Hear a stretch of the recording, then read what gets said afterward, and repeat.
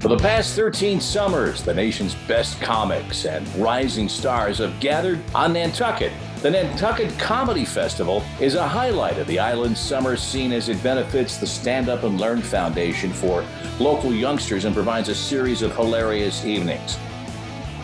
And now, in these challenging times, in the spirit of the festival, we gather a group of comics to provide some laughs, some diversion, and a dose this evening of the best medicine.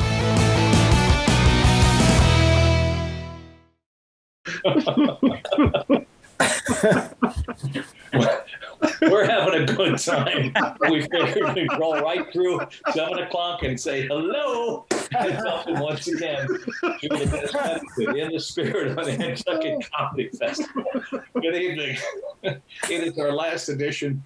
We're reasonably dedicated to the prospect of talking about life and the comedy business and love and life and everything for the next half hour. Joining us, the man with more inflatable toys than anyone we've ever seen. You've seen him on America's Got Talent. Tom Cotter. Hello. Cotter. What's happening, buddy? How you doing? We're good. Good. The godfather of Boston comedy and a man who's been working cruises so long he knew Jason before he had the organ as backup singers. That is correct. All right. Don, how you doing? Good. The first ship I ever worked on was the Pinta. All right. I don't think people know that context. Everybody talks about the Santa Maria, but the Pinta needed some good press. The Pinta very underrated. Had a good cruise director. The executive director of the Nantucket Comedy Festival, and for the last 3 months, the hardest working lawn man in Connecticut, Kevin Flynn. Kevin, this is it, right? This is our last edition of the Best Medicine, right? This is the last edition of Best Medicine. I want to thank NCTV18 for putting this together for us, and I want to thank you, Bob. Emmy Award winner, many presidents you interviewed, and I pull you in for the Best Medicine, and you said, no worries, absolutely. It was fun. It was a good idea. And to the people of Nantucket, you did a great job containing the coronavirus. I mean, there are many innings ahead for us, but you're doing a good job. And also all the sponsors out there that have helped the Nantucket Comedy Festival in the past. So that's my plug. That's my plug. And you have a very diverse. Look at Connor. By the way, you have a definite hostage tape look to your. I mean, you've got to clean this up. Me? Yeah, really? You got to clean this up, Kevin. I haven't shaved. Well, I've been, shaving a little bit, but kind of getting a little rough there. But also, I'm bringing the mullet back. I'm going to go long hair without the mullet. I haven't had a haircut in 3 months. So we'll see what happens. Business up front, party in the back, buddy. That's it. And bald in the middle, like I'm a friar. Technical question. Are you guys all seeing each other? Because I'm just looking at my own face. What's going on? Yeah. Wait a minute. Here's a visitor from another planet joining us. Here's someone who had a harder time than Don Gavin. My thing had an upgrade, it said. I don't know why. I hear the voice. An upgrade. Well, if the government's paying for your health care, you want to get your thing upgraded. Jackie Flynn of Lebanon joins us. I just saw you, Bob. Hey guys, Bob. I just saw you on the Last Dance documentary with Jordan. That was pretty cool. Oh, I pop up there with one color hair. Yeah. And I make a couple of appearances there. Yeah, I tell you what, the reaction to that series got has been astonishing, and I think it's been guys our age. And, here's a diverse group tonight, but right. Get a chance. White Irish Catholic guys. That's all we are here. North of Ireland, some of the South of Ireland, but our generation gets a chance to say LeBron's good, but yeah. How you doing, Don? How you doing, Tommy? Good. I'm all right. Good. I can't see. We were starting at 7 o'clock, Jack, right? Yeah, I had a reminder on my phone, but for some reason instead of 3:30, I put it at 4:30. I don't know why. I'm like, why didn't this thing remind me? Jack's on the West Coast, and we were just talking about our hair. Jack hasn't had a haircut in 3 months. I just got it cut yesterday, and I left it a little long, but now it's so much gray now. I'm gonna have to do something. Yeah, thanks for that update. Hold your arm up though. That seems to be growing pretty well. Let me see. Oh, look at that. Look at that. Jesus, that's great. 3 hairs short of being an ape. Yeah. Hey, Jackie, you had a daughter just graduate USC. Is that correct? No, she's a sophomore at USC, but my other one just graduated high school and just got accepted to USC. So now I have 2 of them at USC, which is the absolute craziest thing in my world. Bravo, man. Are they Congrats. both on the yachting team? I'm sorry? They both on the yachting team? Crew. Yeah. True. We're yawning.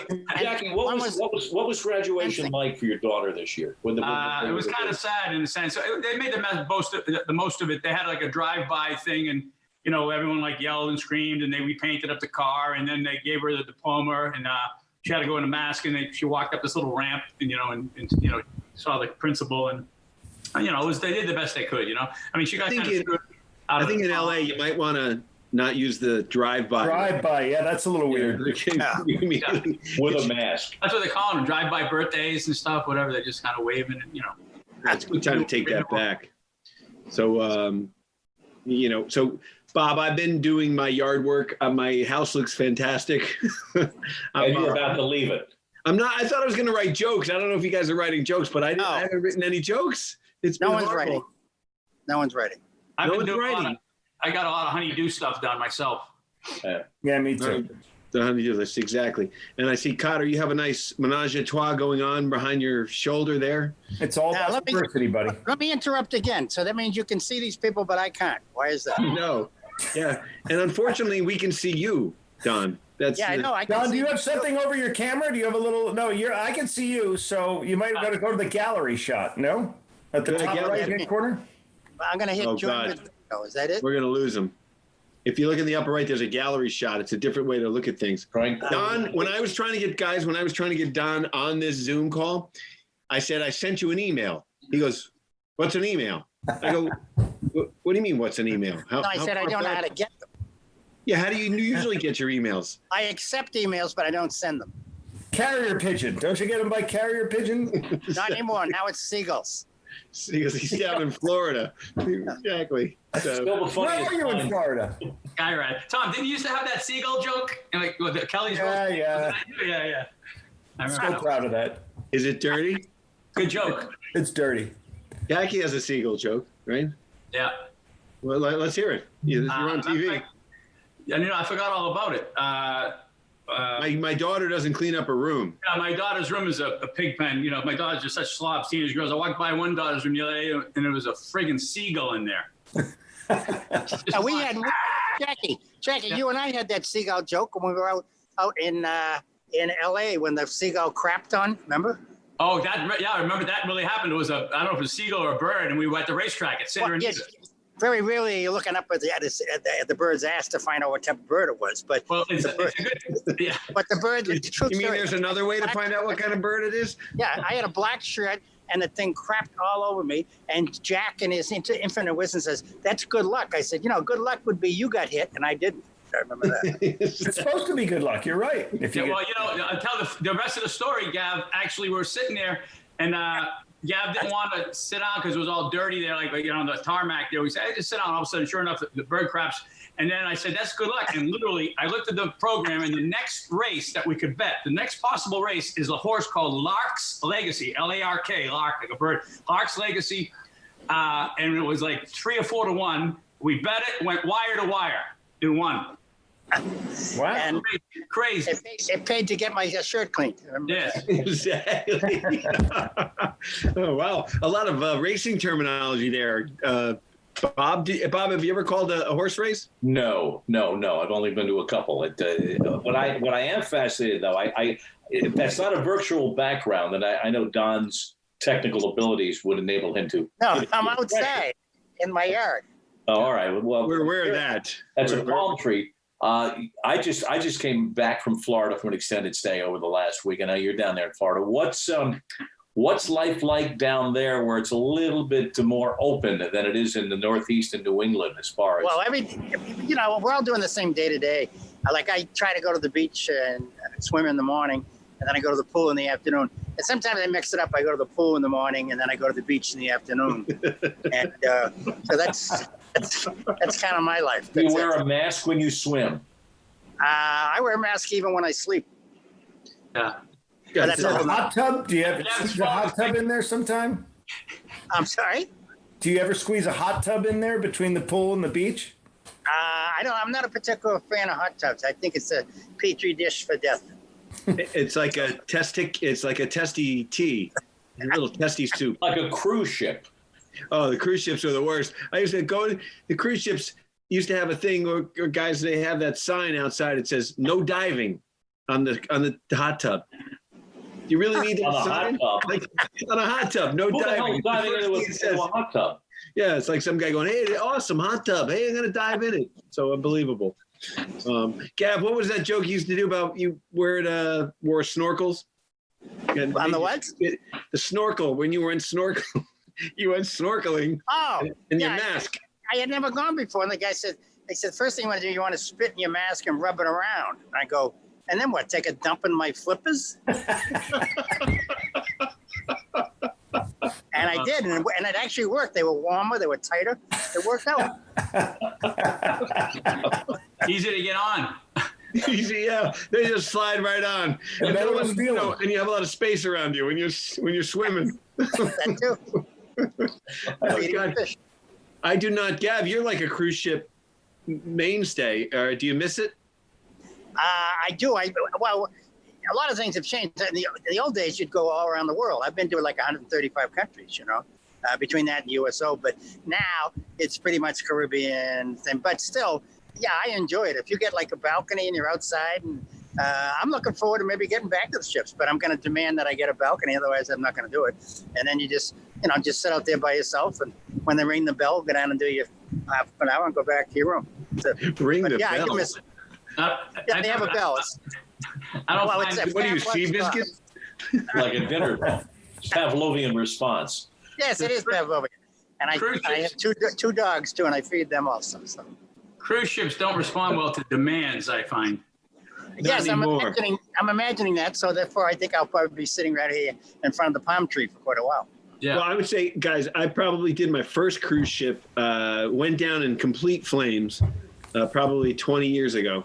And they saw me in New York City doing my nightclub act, and they're like, hey, we'd love to have you on the cruise ships. I'm like, oh, I've heard a lot about cruise ships. I don't want to get on a cruise. Like, please, you'd be great. The crowds love you. We're trying to make the performers younger. And I'm like, all right. So I go on a cruise ship. I do my nightclub act. You can't swear. You can't do anything controversial. I died. It was the day the ship took off. It was out of New York Harbor. They made me do 2 45-minute sets. It was about 7 people in a 1,200-seat theater, just sitting there. And I'm like, this is a cruise ship? 7 people, And then the woman said to me, one of the women, like, I died. I'm just talking to myself for 45 minutes. And after the show, a woman comes up to me the next day and says, I could tell by the tone of your voice that you were funny. It's a good cadence. Funny how, like a clown?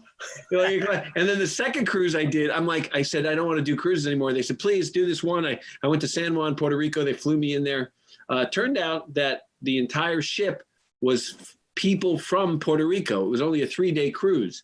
And then there was a 7-day cruise after that. So the 3-day cruise is Puerto Ricans, all Puerto Ricans. So I go on stage. I start to do my act, and I'm getting nothing out of them, And so I'm kind of thinking like, wow, geez, what's going on? And I go, a lot of how many people are from Puerto Rico? And the whole place goes crazy. And I go, how many people speak English? And like five claps. Nobody spoke English. I go, I knew it. I go, because I walked up to someone on the ship and I said, do you speak English? And the person said, no. I go, oh, no shit. That's all I said. I go, oh, no shit. A guy stands up in the middle of the packed crowd and goes, I no like what you say about Puerto Rico. And he takes a martini glass and he smashes it on the ground. The whole place is weirded out. And I'm like, I don't know how to handle it. I'm like, what? And he leaves. And then everybody, I do like another 10, 15 minutes. I get the light. I get off.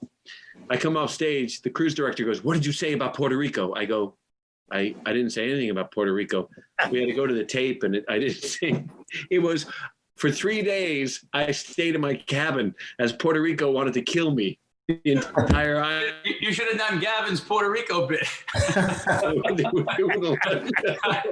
Which is no longer politically correct. So. No. Still a great joke. Most of our acts are not politically correct. When I started in Boston, Seisler was the only guy doing ships, and everyone used to derogatorily say, "Oh, he's a boat act." It was a bad thing. "Oh, he's a boat act." And then in 2000, I don't know, when stuff started to go south, everyone was fleeing like rats off a burning ship, and people needed work. And suddenly, everybody was groveling to Seisler about how to get a cruise agent and to get on the ship. And then we all started doing ships.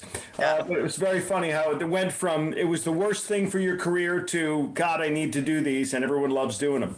Ducharme lives on them now. Ducharme is them, and it's funny. The cruise ships had that way. And by the way, Seisler was a fantastic comedian. He had one of the best timings of someone I've ever seen. But Jackie, I don't know if you remember this. Like they used to say about cruise ships, they used to say that about game shows. And I remember I was living out in LA, and I got an offer for a game show. It was like $150,000 for 5 weeks work to shoot the pilot and then shoot a couple episodes. Jackie, I was staying in your apartment. You remember that? Like 25 years ago. It was $1 jillion. Yeah. $1 jillion. And I'm like, I go, no. I'm on the phone with my agent. I'm like, no.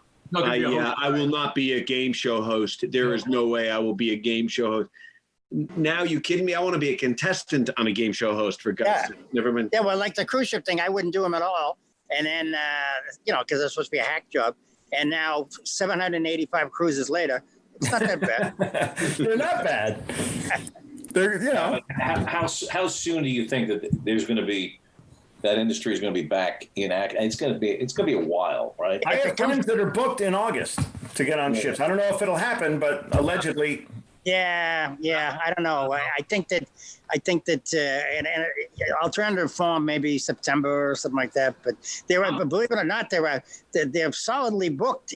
People are waiting. There's these cruise maniacs that want to get out there, and they're solidly booked. If they're willing to open up, there's people that are willing to go on. So my biggest fear would be on one of those cruise ships and getting, God forbid, coronavirus and having to have one of those quack doctors work on me. That terrifies me, because those guys were like Mexico passed on those guys. Yeah, that's true. Doctors go.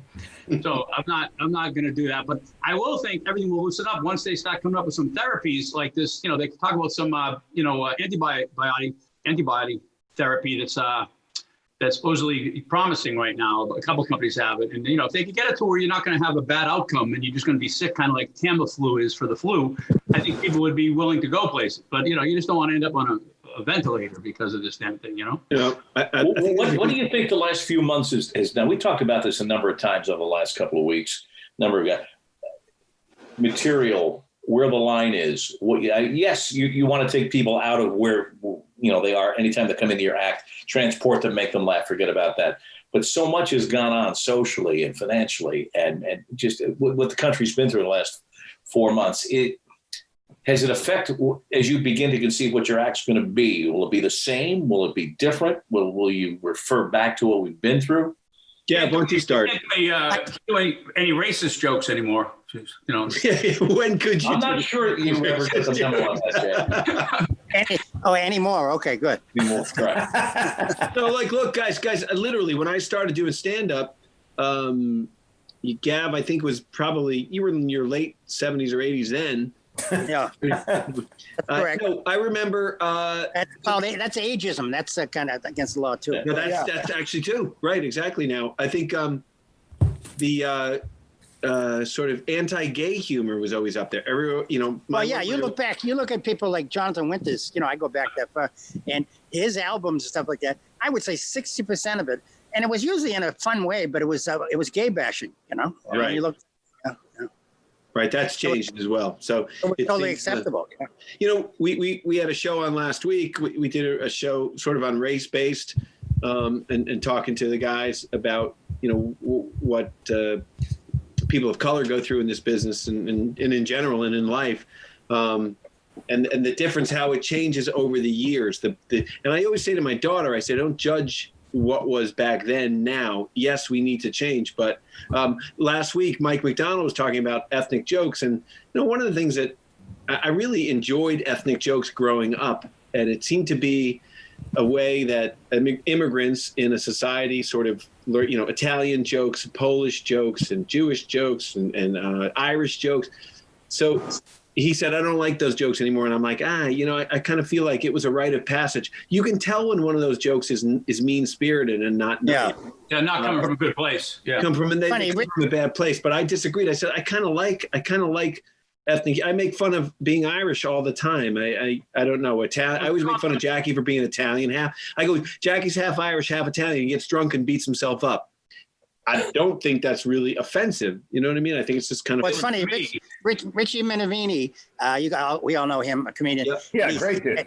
He was trying to get back, as we all are, get back on the thing. And he was sent a missive from one of the lines. I won't mention it.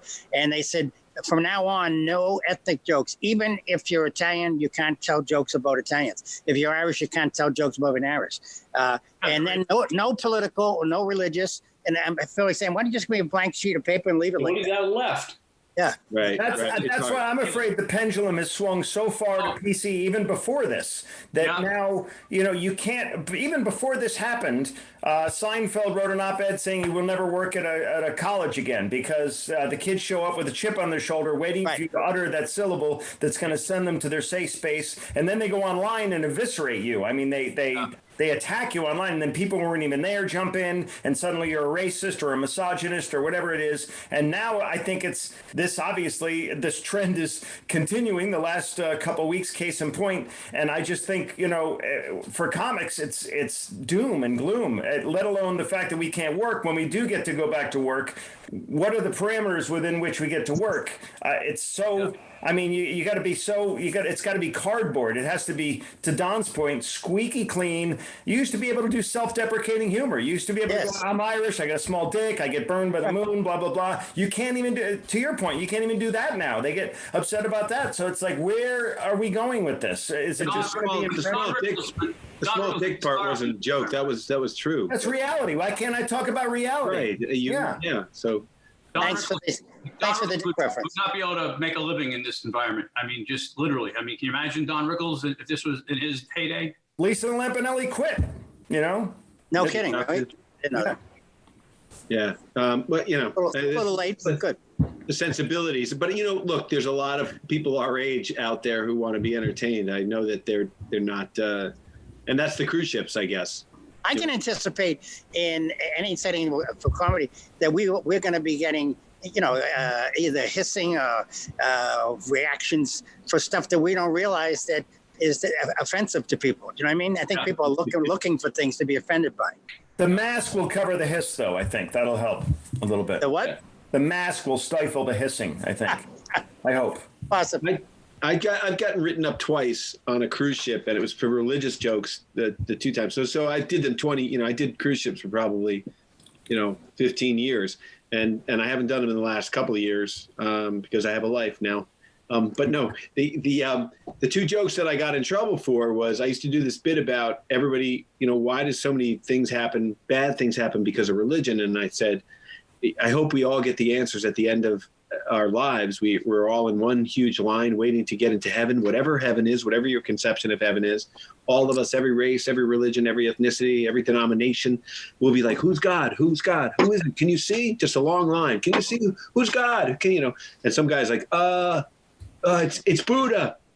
God's Buddha, and Buddha's a woman, and she's pissed. So a kind of an innocuous joke. Next morning, I have to go down to the cruise ship director's office, and I got written up that people said Buddha is not a woman. I'm like, well, that was the joke, really. And then the other joke, and this is why I avoid religion completely now. I said I'm raising my daughter Catholic because I think kids need something to reject when they get older. It's sort of like dogging. Yeah. I got written up by some Catholic people. Said, we live in the Midwest. You know how difficult it is to be. Did you get hit over the wrist with a ruler by a nun in a habit? That would have been most appropriate. Oh man, many times. I told my fish tank story 2 weeks ago, Bob. So my dad didn't make us go to Catholic school for that very reason. He used to get beaten by the nuns, and so we had to go to Sunday school like most Catholics, but he never made us go to parochial school because of that. He was traumatized, huh? Yeah, he really was. That's the funny. Cotter, did you go to Catholic school? I did, and we used to get literally rapped on the knuckles with the ruler, and then a girl who had the most beautiful red curly hair was chewing gum in class, and Sister Bernadette made her take it out and put it on the end of her nose. Because she wasn't supposed to have gum in class during our little reading group. Well, she flung her hair around and it got all gnarled in the gum, and they had to cut the gum out of her hair. And if I was the parent, I would have raised, holy hell. But nobody did. They just like, oh, she probably deserved it. I went to Catholic high school, and the parents had to sign off that corporal punishment was part of the deal. And I used to get the strap. They'd carry this leather strap, the brothers did, and I used to, this one particular guy, he's dead now, thank God. But you killed him. I get the strap every day from this same guy. One time I got 100 in an exam. He still gave me the strap. He says, just because I don't like you. So that was a good deal. It was a nice job if you were a sadist. It was the brothers too. It wasn't the priests or the nuns. The brothers were the ones That's who what I had. Shit out of you. Yeah. I remember Christian brothers. I think they forgot the first part. my dad, when I was 16, the policeman came to the door to sell like policeman ball tickets, whatever they were doing back then. And my dad's like, yeah, there's my kid over there. He's 16. If you see him down in school, stepping out of line, you have my permission to slap him upside the head. I couldn't believe it. I'm like, what? Yeah, don't worry. You can, you get my permission. We had that when we go to sleepovers. My mom would say, as we're walking out the door, if he gets out of line, and she'd make the gesticulation that the parent was allowed to smack the hell out of me. Thanks, Mom. No qualms. That's the Irish, man. The Irish, they're all pugilists. But, when I listen to guys... A Freudian 5 minutes we just laid down. What's that? A Freudian 5 minutes we just did. Well, but, I always say, I listen to stories about, my stories with the nuns, and then I hear about, thank God they were nuns. It's like the Christian brothers, man, or priests. That's a guy kicking your ass, But an effeminate guy most of the time, let's be honest. What's that? An effeminate guy most of the time.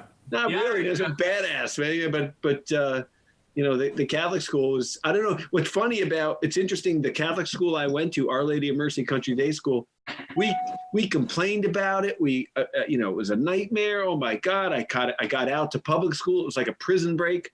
And now all my friends who went to that school are sending their kids there. Well, times have changed. I'm sure they're not beating the hell out of people like they did. No, there's no more nuns. So, why are the Irish? Why are they so contentious? I don't know. I the open-ended question. Well, the Irish, it's because they come from Ireland. It's not Happy-Go-Luckyville.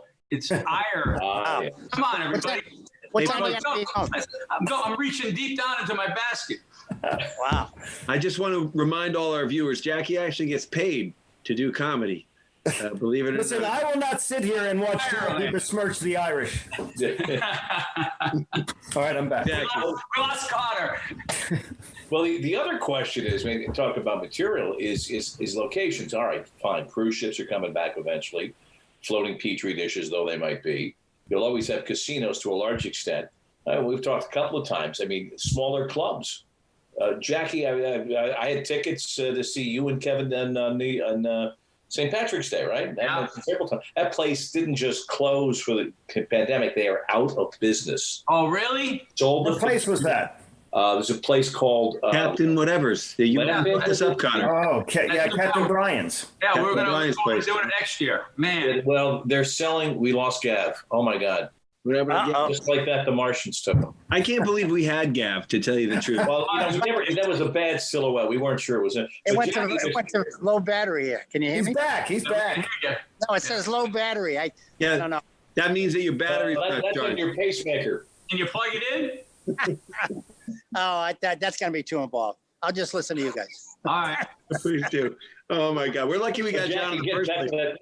To the Go ahead, club, Bob. We interrupted you. Selling the autograph posters, selling the fixtures, just trying to raise the last bit of money before they go to business. And they are not alone. He's back. There he is. Terrible. I may be back for a minute or two. Yeah. Awesome. I think I was looking at some of the unemployment numbers because I did so well in the economics in college. it's the biggest industry that's been hit is the restaurant entertainment industry. It's the biggest one. So it's the last one. If you look at Michigan, just put out their, what their order of getting back to normal, and it's the last one. It's right there with masseuses. You can't. Yeah. Everything else is coming back in stages, and we're like number 9 on the 1 to 10. All the arts companies like Kennedy Center or anything with a theater, anything that assembles a group is screwed. Yeah. And my fear is, before this, malls were in trouble, and so many of these comedy clubs, the chains, the Funny Bone or the Improv, are in malls. Yeah. And so I can't see how they can lay fallow for this long and with no income, having to pay that rent. And I fear they're going to go the way of the dinosaur, and it's going to thin the herd in the comedy world. But it's affected so many things here. Even where I live here, it's at like 900 units. They had a lost and found. Now all they have is a lost. The found is gone. He's back, everybody. You guys, he's writing jokes.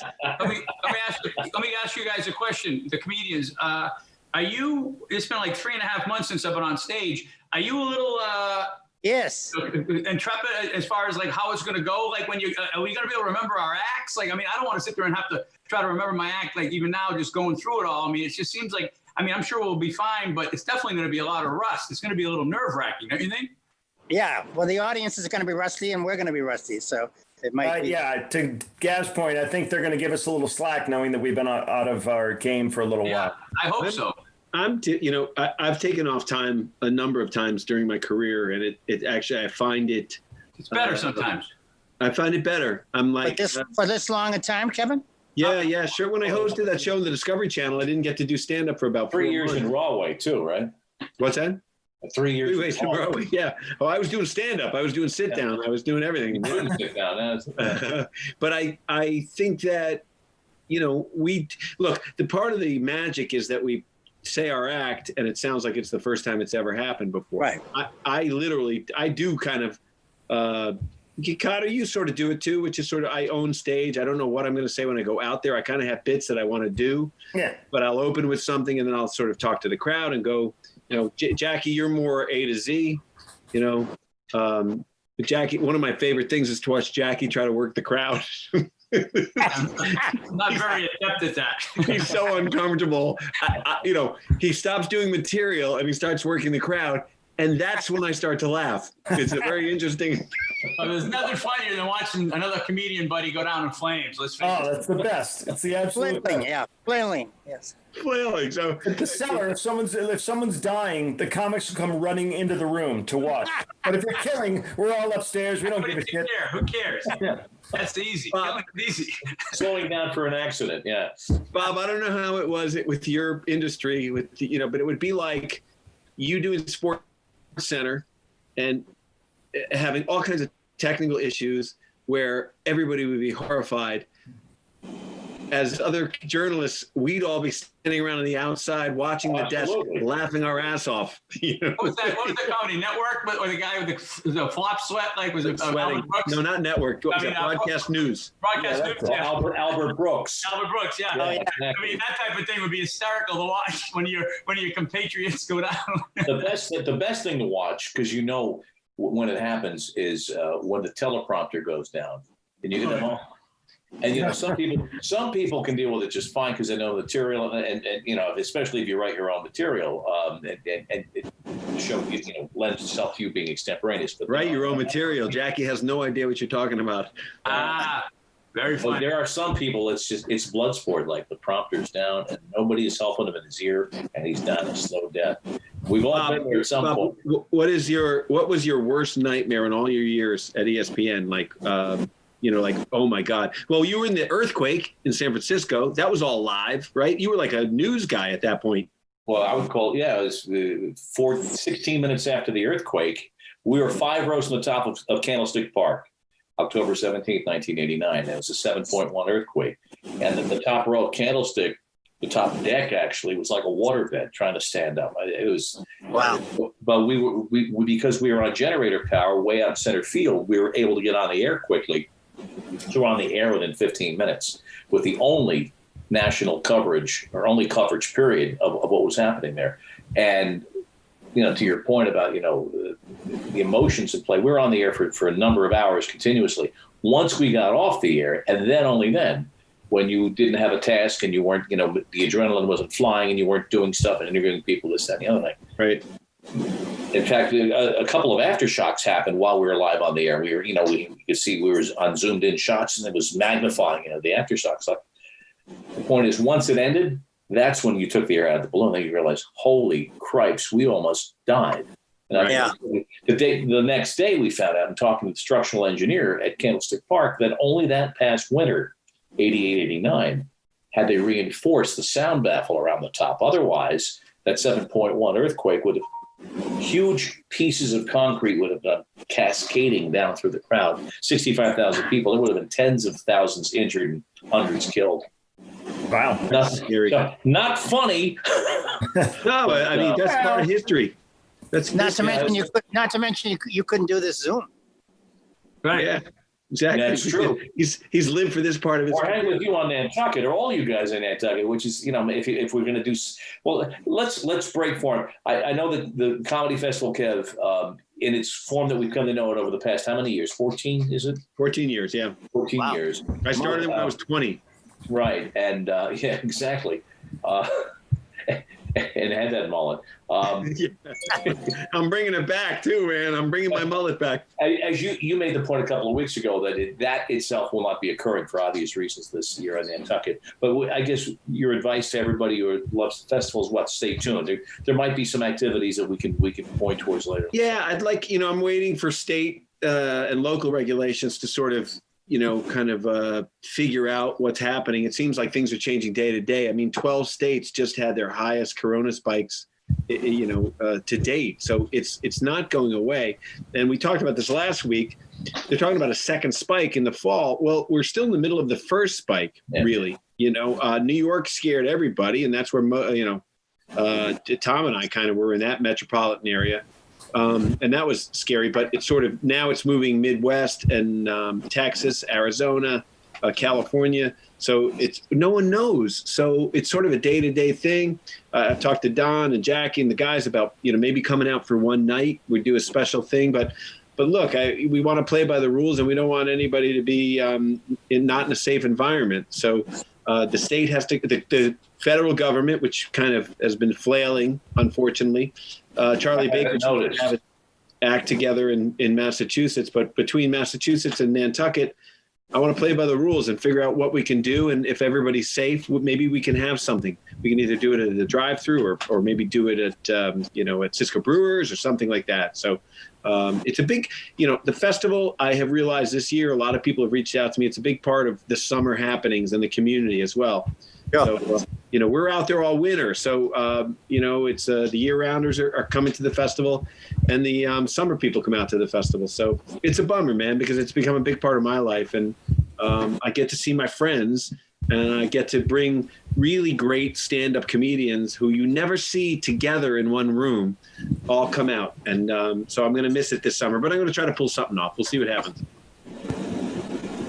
Have you guys heard about any scuttlebutt about they think that this virus might be weakening, like the mutating to a weaker form? And that's why in China there's not as much deaths, and even around now it's not quite as lethal.